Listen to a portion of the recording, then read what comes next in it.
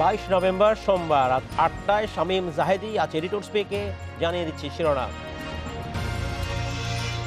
মুন্সিগঞ্জে UP নির্বাচনী সহিংসতায় প্রতিপক্ষের হামলায় নিহত 1, গুলিবিদ্ধ 5 জন। নিরাপত্তা শঙ্কার মধ্যেই চলছে তৃতীয় ধাপের প্রচার।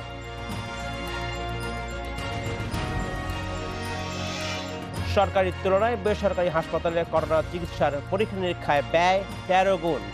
গবেষণা তথ্য।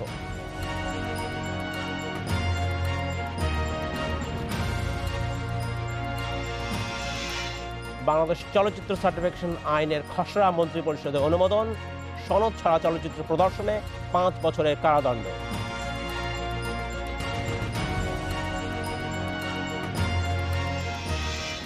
মুন্সিগঞ্জে ইউনিয়ন পরিষদ নির্বাচনকে কেন্দ্র করে সংঘর্ষের মধ্যে আব্দুল হক নামের নৌকার এক সমর্থককে হত্যার অভিযোগ উঠেছে। এদিকে তৃতীয় ধাপের ইউপি নির্বাচনকে ঘিরে চলছে জমজমাট প্রচারণা। সকাল থেকে রাত পর্যন্ত ভোটারদের মন জয় করে মাঠ চষে বেড়াচ্ছেন প্রার্থীরা। আর শান্তিপূর্ণ নির্বাচনে সব ধরনের প্রস্তুতির কথা জানিয়েছে কমিশন। এই নিয়ে কথা বলতে লালমাটিয়া থেকে আমার সাথে আছেন জন্ম নিবন্ধন প্রকল্পের সাবেক পরিচালক ও সাবেক অতিরিক্ত সচিব আ.ক.ম সাইফুল ইসলাম চৌধুরী, এবং পাবনার ঈশ্বরদী থেকে আমাদের সাথে আছেন গবেষক এবং কলাম লেখক মোশাররফ হোসেন মুসা। আপনাদের দুজনকেই স্বাগত জানাচ্ছি অনুষ্ঠানে।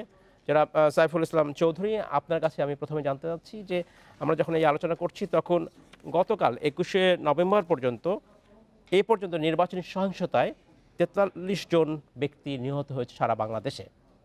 এর মূল কারণ কি? কেন এবারের ইউনিয়ন পরিষদ নির্বাচন ঘিরে এত সহিংসতা?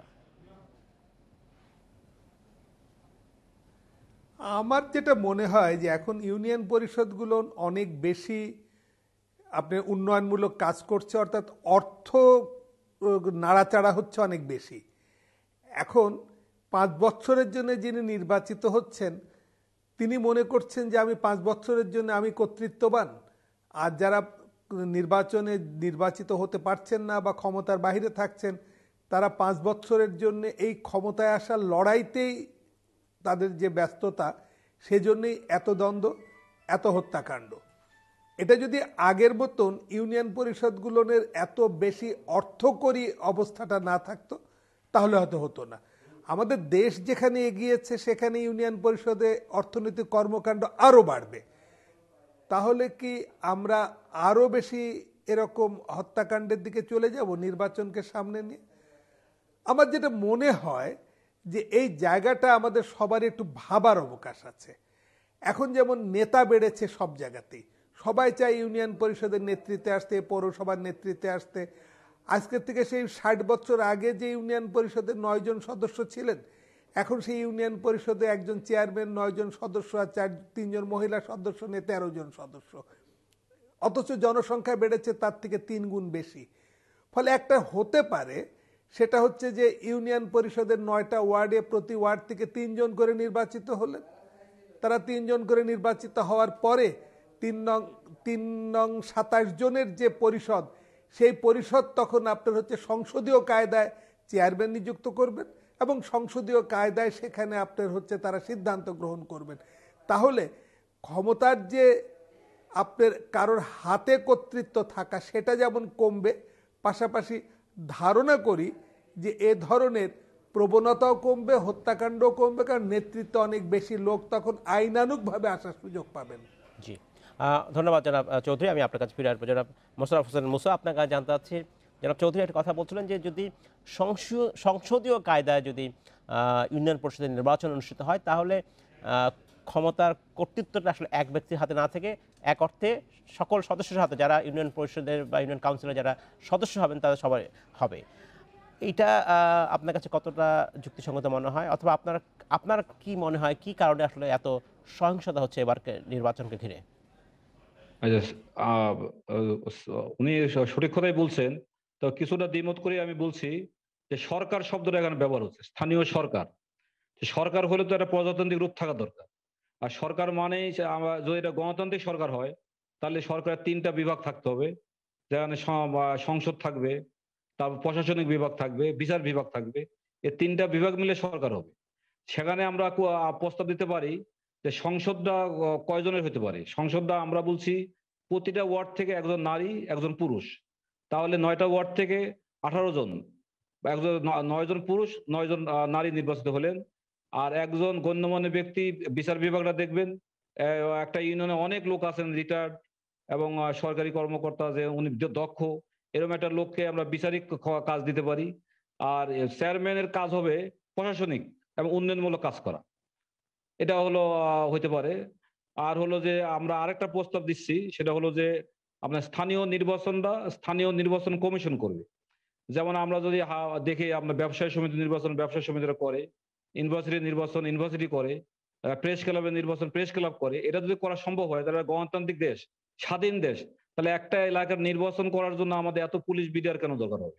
আমার স্থানীয়রাই সে নির্বাচন করবে, এই ক্ষমতা দিতে হবে এবং বিশ্বাস করতে হবে, তবে গিয়ে স্থানীয় সরকার গড়ে উঠবে এবং একটা গণতান্ত্রিক স্থানীয় সরকার ভিত্তি পাবে, আমি বিশ্বাস করি। ধন্যবাদ জনাব চৌধুরী।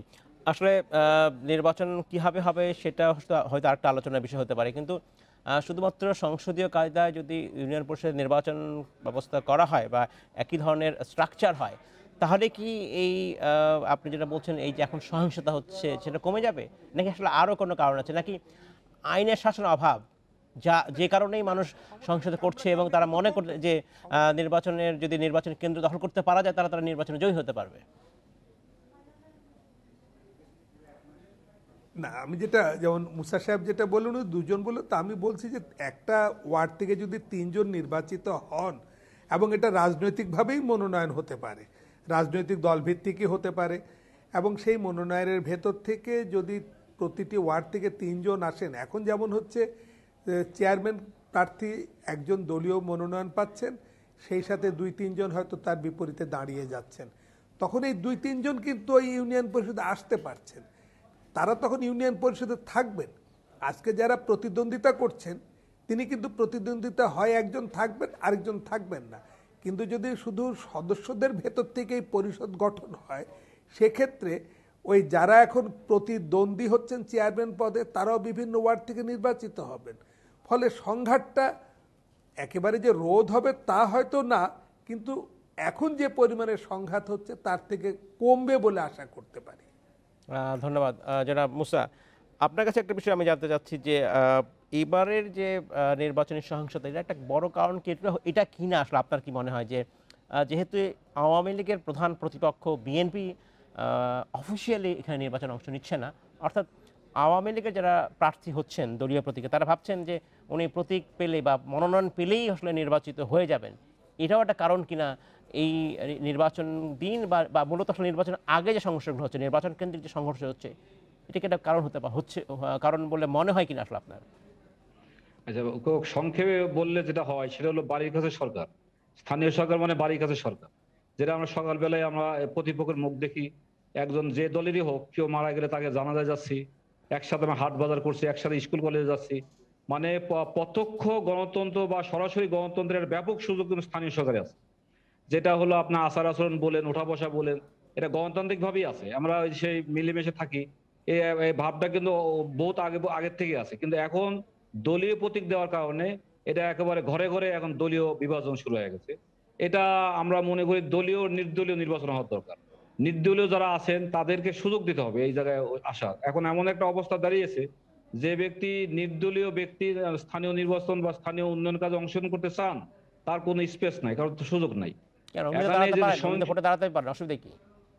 না, ভোটে দাঁড়ালে সে পাবে না, সেটা হলো স্থানীয়তে যারা বসবাস করেন তারা জানবেন এটা না না, কেন একটা অসুবিধা আছে।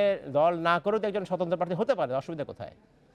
স্বতন্ত্র প্রার্থী হতে গেলে তার 5% বা একটা পার্সেন্টেজ আছে, অত পার্সেন্ট ভোটারের ভোট মানে সমর্থন লাগবে, অনেক বিষয় যেটা হার্ড করে দেওয়া হয়েছে, সহজ নাই আগের মতো। আর দলীয় বিভাজনটা ঘরে ঘরে চলে গেছে। এটা আমার মনে হয় বর্তমান সরকার চিন্তা ভাবনা করছে, আমরা পত্রপত্রিকা দেখছি আগামীতে দলীয় প্রতীক হয়তো থাকবে না, এরকম আমরা আভাস পাচ্ছি পত্রিকা। এটা ভালো, এটা যদি সরকার নেয় খুবই ভালো হবে। তা আপনারা যে সন্ত্রাসের কথা বলছেন, এটা হলো মূলত দুর্নীতি। দুর্নীতি করার সুযোগ থাকলে একটা মানুষ ওখানে 1.5 কোটি 2 কোটি টাকা ব্যয় করে একজন চেয়ারম্যান নির্বাচিত হবে, এখানে কি আছে? নিশ্চয়ই। এটা ইউনিয়ন পরিষদ চেয়ারম্যানের কি আছে? কিছুই নাই। কিন্তু তাহলে এই পদটাকে ব্যবহার করে তারা অন্য কোনো কাজ করতে চায়, তার মানে স্থানীয় উন্নয়নের কোনো মাথায় তারা নাই। স্থানীয় উন্নয়ন যে কি এটা তারা মাথায় না নিয়ে নির্বাচিত হচ্ছে। এই জন্য স্থানীয় সরকার কাকে বলে, স্থানীয় উন্নয়ন কাকে বলে, স্থানীয় সরকার কাজ কি কি, এই বিষয়গুলো নিয়ে ব্যাপক মানে আপনার হলো প্রচার প্রপাগান্ডা থাকার দরকার। এমনকি শপথ কাজ যখন শপথ নেন তারা, তাদেরকে বোঝায় দেওয়া দরকার যে আপনাদের কাজ কি, আপনাদের এই কাজ। কিন্তু দেখা যাচ্ছে যে যারা নির্বাচিত হন তারা ভাবেই না আমরা স্থানীয় সরকারের জন্য কাজ করব। তার মাথায় জাতীয় ভাব যে আমি এটা অমুক দলের লোক, জি, মানে স্থানীয় ধন্যবাদ। উন্নয়নের জন্য আমরা যে ধন্যবাদ কাজ জনাব করি মুসা, না। আপনাকে ধন্যবাদ।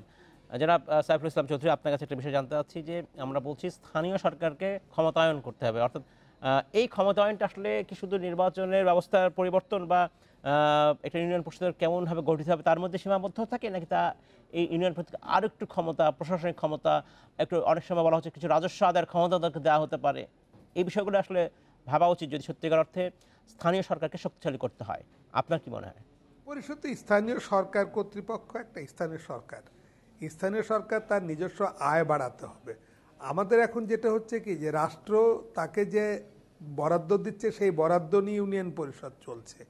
ইউনিয়ন পরিষদের নিজস্ব আয় বাড়ানোর অনেক পথ রয়ে গেছে, পথ তৈরি করতে হবে। যদি যে সকল জায়গায় সীমিত আছে সেখানে পথ তৈরি করতে হবে। এই পথ তৈরি করে ইউনিয়ন পরিষদ নিজস্ব আয়ের উপরে চলবে। এবং ইউনিয়ন পরিষদকে আরেকটু শক্তিশালী করা যেতে পারে। যেমন সবচেয়ে বড় আমি যে সমস্যাটা মনে হয় ইউনিয়ন পরিষদে, কাজ করবার জন্য ইউনিয়ন পরিষদে একজন মাত্র সচিব হচ্ছেন, সব কাজগুলো করতেছেন। সেখানে ইউনিয়ন পরিষদের কিন্তু অদক্ষতা তৈরি হচ্ছে। অথচ আমরা অনেক জায়গায় অনেক লোকবল তৈরি হচ্ছে, সেক্ষেত্রে ইউনিয়ন পরিষদকেও আমরা লোকবল দিয়ে শক্তিশালী করতে পারি। এবং তা যদি হয়, ইউনিয়ন পরিষদ তার কাজের দক্ষতা বাড়বে। একজন যদি সাব ইঞ্জিনিয়ার যদি থাকে, সেখানে উন্নয়নমূলক কাজগুলো হতে পারে, দেখতে পারেন। সেখানে কেউ নেই, এত কোটি কোটি টাকার কাজ কে দেখছেন? ইউনিয়ন পরিষদে বরাদ্দ যাচ্ছে, কাজ দেখছেন কে? কোনো কারিগরি বিদ্যাসম্পন্ন লোক সেখানে নেই। তো ফলে একটা প্রতিষ্ঠানকে শুধু অর্থ যদি ঢেলে দেই, তাহলে সেখানে দুর্নীতি ঢুকে যাবে, সেই কাজগুলো তদারকি করার লোক থাকবে না। সেভাবে লোক তৈরি করতে হবে। অনেক ধন্যবাদ জনাব সাইফুল ইসলাম চৌধুরী, আমাদের সাথে থাকবেন। জনাব মোশাররফ হোসেন মুসা, আপনাকে ধন্যবাদ। আমরা বিরতি পর আপনাদের সাথে আবার এই প্রশ্নকে স্বাগত। আরেকবার আমাদের সাথে কথা বলছেন সাবেক অতিরিক্ত সচিব সাইফুল ইসলাম চৌধুরী এবং সাবেক গবেষক এবং কলাম লেখক মোশাররফ হোসেন মুসা। আপনাকে ধন্যবাদ জনাব মুসা। আপনার কাছে একটা বিষয় আমি দৃষ্টি আকর্ষণ করতে চাচ্ছি। এই যে নির্বাচনের সহিংসতা হচ্ছে বারবার, একটা জিনিস বোধহয় দেখা গেছে এরকম যে জোর যার মুল্লুক তার, এমন একটি মনোভাব কাজ করছে যারা প্রার্থী তাদের মধ্যে। তারা মনে করছেন যাদের পেশি শক্তি বেশি তারা আসলে এই নির্বাচনে জয়লাভ করতে পারেন। তারা প্রতিপক্ষকে বিভিন্ন হয়রানি করছেন, ভয় দেখাচ্ছেন, কখনো কখনো নির্বাচন কেন্দ্র দখলে একটা অভিযোগও আছে। তাহলে নির্বাচন প্রক্রিয়াকে মানে স্বচ্ছতা যদি নিশ্চিত করা যায়, তাহলে কিন্তু এই মারামারিটাই কমে যেতে পারে খুব দ্রুতই। সেই দিকটাই সবাই খুব বেশি কাজ করছে বলে মনে হয় না। আপনার কি মনে হয়? একটা গণতান্ত্রিক দেশে আমি সরকার, একটা গণতান্ত্রিক দেশে সরকার মানে দূরবর্তী কেউ না, মানে অদৃশ্য কিছু না। আমি সরকার, আমি সরকার করতে গেলে আপনি লক্ষ্য করবেন যে বাংলাদেশে যে যেখানে থাকুক, 4টা ইউনিটে যে কোনো একটা দেশে বসবাস করে, হয় স্থানীয় ইউনিয়ন পরিষদ অথবা পৌরসভা অথবা সিটি কর্পোরেশন অথবা ক্যান্টনমেন্ট বোর্ড। এই 4টার যে কোনো ইউনিটে সে বসবাস করে। এই 4টা ইউনিটকে যদি গণতান্ত্রিক করা যায়, পুরো দেশই গণতান্ত্রিক হয়। সেখানে আমরা গণতান্ত্রিক আচার আচরণ, আপনার অপরের প্রতিপক্ষের আচরণকে মেনে নেওয়া, তার জয়কে মেনে নেওয়া, তার হলো মানে আপনাকে সম্মান দেওয়া, এই যে গণতান্ত্রিক বিষয়টা, এটা কিন্তু আমাদের ছিল এবং এখনো আছে। এখন আপনার এখানের থেকে যদি আমরা গণতান্ত্রিক বিষয়টা যাত্রা শুরু করি, তাহলে পুরো দেশটাকে গণতান্ত্রিক করা সম্ভব। আমরা কিন্তু বারে বারেই বলি যে গণতান্ত্রিক স্থানীয় সরকার, এখানে যে স্থানীয় সরকার ব্যবস্থা আছে সেটা ত্রুটিপূর্ণ। এটাকে শক্তিশালী করা মানে ত্রুটিপূর্ণ ব্যবস্থাকে শক্তিশালী করা। এই জন্য আমাদের স্লোগানের নাম হলো গণতান্ত্রিক স্থানীয়করণ, গণতান্ত্রিক স্থানীয় সরকার। আমাদের সিডিএলজি নামে একটা গবেষণা প্রতিষ্ঠান আছে, centre for Democratic local governance, এদের আবেদনই হলো গণতান্ত্রিক স্থানীয় সরকার। সেখানে আমরা বলি যে স্থানীয়ভাবে স্থানীয় নির্বাচনী ব্যবস্থা থাকতে হবে। এখানে আপনার গণ্যমান্য ব্যক্তিরা স্থানীয় নির্বাচনী যেটা হলেই যে নির্বাচনের সংসদ হবে না, তার নিশ্চয়তা কে দেবে? হবে, আপনি মেনে নেবে, আপনি মেনে নেবে, পরাজয় মেনে নেবে। তার তো বেশ ইউনিভার্সিটির দিকে তাকান, এখন তো নির্বাচন হচ্ছে, প্রেস ক্লাবের নির্বাচন হচ্ছে, তারা তো আপনার মেনে নিচ্ছে, পরাজয় মেনে নিচ্ছে। আর এখানে তো পরাজয় মেনে নিচ্ছে না, আপনার সরাসরি ভোট ডাকাতি হচ্ছে, খুন খারাপি হচ্ছে। জানি না প্রেস ক্লাবের নির্বাচন বা কোনো পেশাজীবীদের নির্বাচনের যে অবস্থা, এখানে এইরকম পরিবেশ আনা যাবে কিনা সেটা নিশ্চয়ই হয়তো এটা চিন্তার বিষয়। ধন্যবাদ আপনাকে জনাব সাইফুল ইসলাম চৌধুরী। নির্বাচন প্রক্রিয়া অর্থাৎ আমি যদি বলি ভোটিং প্রক্রিয়াকে ভোটদান প্রক্রিয়াকে কীভাবে আরও স্বচ্ছ করা যায় যাতে কারচুপির সংখ্যা কমে যায়, তখন মানুষ বুঝবে যে সহিংসতা করে আসলে খুব একটা লাভ নেই, ওই জায়গাটা কোনোভাবে কোনো পরিবর্তন আনা যাবে না। তাহলে স্বচ্ছতা আনতে হলে আসলে কী ভালো উপায় করা উচিত বলে আপনার মনে হয়? আসলে আমাদের ইউনিয়ন পরিষদের একটা নির্বাচন আচরণ বিধিমালা আছে 2016 সালের। সেই নির্বাচন আচরণ বিধিমালায় আপনার 31 বিধিতে বলা আছে যে নির্বাচন আচরণ অনেকগুলো বলা আছে কি কি করতে পারবে পারবে না বলা আছে। এগুলো যদি ভঙ্গ করে তাহলে 6 মাসের কারাদণ্ড, 10,000 টাকা জরিমানা অথবা উভয় দণ্ড হতে পারে। এখন এই জিনিসটা সবাই বুঝে গেছে যে আমাদের যদি জরিমানা করতে হয় বা জেল দিতে হয়, এই বিচারের যে প্রক্রিয়া এটা করতে করতে যতদিন সময় লাগবে তাতে করে এর নিষ্পত্তি হতে হতে কয়েক যুগ চলে যাবে। এটা 8-10 বছর বা তারও বেশি লেগে যেতে পারে। ফলে এটা নিয়ে কোনো কারোর দুশ্চিন্তা নেই। বরঞ্চ যেমন ধরেন দ্বিতীয় পর্ব নির্বাচনের সময় এক ইউনিয়ন পরিষদ চিতলিয়া, যেখানে আপনার হচ্ছে এক প্রার্থী অন্য প্রার্থীদের মনোনয়নপত্র ভুয়া স্বাক্ষর দিয়ে প্রত্যাহার করে নিয়েছিলেন। এই আচরণবিধিতে কোথাও কিন্তু বলা নেই যে ওটা হলে কি হবে, কিন্তু নির্বাচন কমিশন সেইখানকার নির্বাচন পুনঃতফসিল ঘোষণা করেছে। এখানে নির্বাচন কমিশন তার একটা সক্ষমতা, সাহসিকতার পরিচয় দিয়েছিলেন। ঠিক সেরকমভাবে যদি এখানে বিধিমালার মধ্যে একটা ক্লজ নিয়ে আসা যায় যে যদি কোনো জায়গায় নির্বাচনের আচরণ ভঙ্গ হয় তাহলে পারে নির্বাচন কমিশন তাৎক্ষণিকভাবে সেই নির্বাচন প্রক্রিয়া বাতিল করতে পারে, নির্বাচনের নতুন তফসিল ঘোষণা করতে পারে। এবং যদি এমন বলা হয় যে নির্বাচন সংঘটিত হয়ে যাওয়ার পরও সেই নির্বাচন বাতিলের ক্ষমতা নির্বাচন কমিশনের থাকবে, এই অধিকারটা যদি খালি 2-3টা লাইন যদি যুক্ত করা যায় নির্বাচন বিধি আচরণ বিধিমালায়, তাহলে দেখা যাবে নির্বাচন কমিশন শক্তিশালী হয়ে যাবে এবং নির্বাচন কমিশন 2-1টা ঘটনা এরকম করলেই, বাতিল করলেই লোকজনের ভেতরে অনেক ধন্যবাদ জনাব সাইফুল ইসলাম চৌধুরী আমাদের সাথে থাকবার জন্য। মোশাররফ হোসেন মুসা, আপনাকে অসংখ্য ধন্যবাদ আমাদের সাথে থাকবার জন্য। ভবিষ্যতে আমরা আবারও কথা বলবো আপনাদের সাথে। এডিটর স্পিকার নিচ্ছি একটি বিরতি, আমাদের সাথেই থাকবেন। সরকারি হাসপাতালের তুলনায় বেসরকারি হাসপাতালে করোনা চিকিৎসায় ওষুধে 4 গুণ এবং পরীক্ষা নিরীক্ষায় খরচ 13 গুণ বেশি। স্বাস্থ্য অর্থনীতি ইউনিটের গবেষণায় এই তথ্য এসেছে। এসব নিয়ে কথা বলতে ধানমন্ডি থেকে আমার সাথে যোগ দিচ্ছেন ল্যাব 8-এর ব্যবস্থাপনা পরিচালক doctor M Shamim. Doctor M Shamim, আপনাকে স্বাগত জানাচ্ছি অনুষ্ঠানে। আমাদের প্রতিবেদন দেখানো হয়েছে যেখানে স্বাস্থ্য অর্থনীতি ইউনিটের এক গবেষণা বলা হচ্ছে যে বেসরকারি হাসপাতালে করোনা পরীক্ষায় বিভিন্ন যে পরীক্ষা নিরীক্ষা করা হয় তা 13 গুণ খরচ বেশি। প্রথমত জানতে চাই এই গবেষণার সাথে বা সমীক্ষার সাথে আসলে একমত কিনা আপনি? আপনি তো কোভিডের কথা বলতেছেন, তো কোভিডে যেটা হয় ধরেন আসার পর তো একটা কোভিডের পরীক্ষা হয়, পজিটিভ নেগেটিভ। তারপর ধরেন পেশেন্টের বয়স অনুযায়ী ধরেন আরো ডিটেইল অনেক ইনভেস্টিগেশন করে।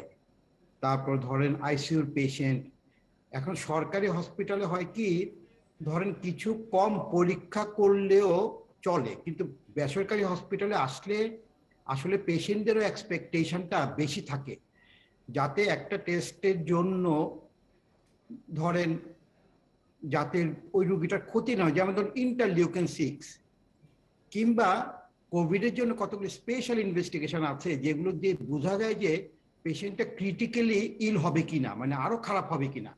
তো ওইটা যদি পজিটিভ পাওয়া যায় তখন রুগীটা সাধারণ বেডে থাকলেও তাকে আমরা কেয়ারটা বেশি করি।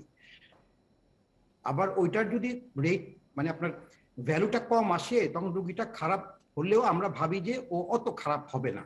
এখন একটা রুগী যদি খারাপ হয় আর ওই পরীক্ষাটা যদি আমরা না করি, ওটার জন্য ধরেন 6,000 টাকা ওইটার ফি, ওইটা কিন্তু সিঙ্গাপুরে প্রায় ধরেন $600। আর প্রাইভেট এটা নিয়ে এখন খুব কথাবার্তা হচ্ছে, আমি একটু একটা মিনিট বলি। ধরেন কি প্রাইভেট হসপিটালে যখন আসে তখন এটা কিন্তু ক্লিনিশিয়ানের উপর নির্ভর করে, উনি কয়টা টেস্ট করাবে, কয়টা ওষুধ দিবে। যেমন ধরেন টুকিজিমাইড একটা ইমিউনোগ্লোবুলিন 60,000 টাকা দাম, রেমিসিভির 10টার দাম 45,000 টাকা। তো এটা কিন্তু দিলেও হয়, না দিলেও হয়। এখন না দেওয়ার জন্য যদি একটা রুগী মারা যায় এবং পরে যদি উনি শুনে যে ভাই আমার আম্মার তো মারা গেল আপনার এখানে, কিন্তু আপনি তো টোকেজিমাইটটা দিলেন না। তো একটা রুগী যখন 7 দিন পর বের হয় তখন ধরেন সে 2.5 লাখ টাকা দিয়ে বের হয়। এর মধ্যে কিন্তু 1,40,000 টাকায় কিন্তু ওই 2টি ইঞ্জেকশনের দাম। এখন সরকারি ভাবে যদি রুগীর নামে নামে আমাদেরকে ওই ইঞ্জেকশনগুলি দেওয়া হয় তাহলে কিন্তু খরচটা এত বুঝতে পারছি ডাক্তার আসবে শামীম, না। বুঝতে পারছি আপনি আপনি আমি যেটা প্রশ্ন ছিল এই গবেষণার সাথে আপনি একমত কিনা, অর্থাৎ ধরে নিচ্ছি যে আপনি বলছেন যে হ্যাঁ 13 গুণ যে বেশি সেটা মোটামুটি ঠিকই আছে। আপনার কাছে যে বিষয়টা আমি এখন জানতে চাচ্ছি সেটা হচ্ছে 13 যে গুণ আমি জানি এই না, 13 গুণ যে বেশি ওরকম পরীক্ষা নিরীক্ষা ওরকম ব্যয় না, এক সেটা কি সেকেন্ড। বেশি কিনা, আসলে এটা কি আরো কমানো যেত কিনা? আপনি বলছেন যে অনেক রকমের তথ্য হয় কিন্তু 13 গুণ খুব বেশি কিনা আসলে অনেক? 13 গুণ ঠিক, আমি 13 না 7 গুণ এটা বলতে পারবো না, না কিন্তু সেটা আমি আমরা চাইছি। মেনে নিচ্ছি আপনার সাথে, কিন্তু আমি একটু বলি, হ্যাঁ, ধরুন জি কোভিডটা তো আসলে একটা মরা বাঁচা। ধরেন আমার ওয়াইফেরও কোভিড হয়েছে, জি আমি তো ছাড় দিই নাই, আমি বলছি যে যা যা লাগে আপনারা সব করেন। ধর আমারও কিন্তু কোভিড হয়েছে, আমি হাসপাতালে ভর্তি হই নাই, আমি সাহস করে বাসায় থেকে গেছি, কিন্তু আমার ওয়াইফের দেখলাম জ্বর জি একটু টক্সিক হয়ে গেছে, আমি তো রিস্ক নিই নাই। আমি বলছি যে যা যা লাগে সব করেন। এখন আমরা কিন্তু ইচ্ছা করলে 1/3ও দিতে পারি, কিন্তু এই রিস্ক, মানুষের জীবনে তো কোভিড একবারই আসলো। জি তো এই জায়গাটায় কম্প্রোমাইজ করা, চিকিৎসাটা কম দেওয়া, এটা তো ক্লিনিশিয়ানের উপর নির্ভর করবে। হাসপাতাল তো কখনো আমরা ডিকটেট করি না ডাক্তারদেরকে যে আপনারা এটা দিবেন তো ওইটা দিবেন না, ওইটা দিবেন তো এটা দিবেন না। বরং যেমন ধরেন সাইটোসরবির সলিউশনে এক ধরনের আপনার ডায়ালাইসিস হয়, এই ডায়ালাইসিসটা 6 লক্ষ টাকা খরচ হয়। জি আমাদের একজন ডাক্তার মারা গেছে, আমরা চেষ্টা করছি যে ওইটাও দেওয়া যায় কিনা। তো কোভিড এর সঙ্গে কিন্তু আমি একটা জি জিনিস সারা বাংলাদেশেই বলি, ডাক্তার কয়টা স্বামী বুঝতে হসপিটাল পেরেছি। আমি করে আরেকটু জানি না। আপনার যেহেতু আপনার সাথে আমরা কথা বলছি, আমি আরো কয়েকটা বিষয় আলোচনা করতে চাই। গতকালকেও একটা প্রতিবেদন বাংলাদেশের সংবাদ মাধ্যমে গেছে এই স্বাস্থ্য অর্থনীতি ইউনিটের গবেষণার ভিত্তিতে, যেখানেও বলা হয়েছিল যে বাংলাদেশে দক্ষিণ এশিয়ার মধ্যে ব্যক্তিগত চিকিৎসার ব্যয় সবচেয়ে বেশি। এবং সেখানে মূলত সরকারি হাসপাতালের কথাই বলা হচ্ছিল, যেখানে ওষুধের দেওয়ার কথা থাকলেও হাসপাতালগুলোতে ওষুধ পাওয়া যায় না, যেটা রোগীদেরকে ব্যক্তিগত খাতে কিনতে হয়। আমি যদি সার্বিকভাবে বাংলাদেশের চিকিৎসা ব্যবস্থার কথা বলতে চাই, এটা নিশ্চয়ই অনেক খরচ, আপনিও আমার সাথে একমত হবেন। এই খরচটা আসলে কমিয়ে আনা যেতে পারে কীভাবে, সেই কোনো ব্যবস্থা করা যেতে পারে কিনা? আমি যদি বলি স্বাস্থ্য ইন্স্যুরেন্সের কথা আমরা বলতে পারি, সেগুলো খুব একটা বাংলাদেশে দেখি না। কি করলে আসলে মানুষ এই স্বাস্থ্য সেবাটা কিছুটা হলে হাতের নাগালে আসতে পারে? আমাদের হেলথ ইন্স্যুরেন্স দরকার, হেলথ ইন্স্যুরেন্স দরকার। দেখেন আমরা বিদেশে একবার বেড়াতে যাব, আমার পকেটে টাকা থাকে, আমি বাইরে ভালো খাবো, আমার পকেটে টাকা থাকে, কিন্তু আপনি দেখেন যে আমার ফ্যামিলির কারোর একটা রোড ট্রাফিক অ্যাক্সিডেন্ট হলো, আমার কিন্তু আলাদা স্বাস্থ্য বাজেটের জন্য কোনো টাকা নাই। তো health insurance is the first and primary step মানুষের উপরে চাপটা কমানোর জন্য। সেটার জন্য হাসপাতালগুলোও কিন্তু কিছুটা হলো দায়িত্ব করতে পারে, তারা বিভিন্ন ইন্স্যুরেন্স কোম্পানির সাথে যৌথভাবে কাজ করতে পারে। না, এখন সেগুলো আমাদের দেশে না হেলথ ইন্স্যুরেন্স আলাদা কোনো নাই। আচ্ছা আমাদের দেশে যারা করে, যেমন ম্যাট লাইফ, ওদের এটা একটা ছোট্ট একটা, কিন্তু হেলথ ইন্স্যুরেন্সে আলাদা হওয়া উচিত। আচ্ছা লক্ষ লক্ষ কোটি কোটি আপনার মানুষের ইন্স্যুরেন্স আসবে। 500 টাকা দিলে হয়তো 50,000 টাকা কাভার হবে, জি 1,000 টাকা দিলে হয়তো 1 লক্ষ টাকা কাভার হবে। হুম হুম হুম। তাইলে আমি মাসে 1,000 টাকা দিলে আমি জানি যে হঠাৎ করে 1 লক্ষ টাকার চাপটা আমার আসবে না। অবশ্যই। এটা সরকারিভাবে করা উচিত, আমরা পার্টিসিপেট করব।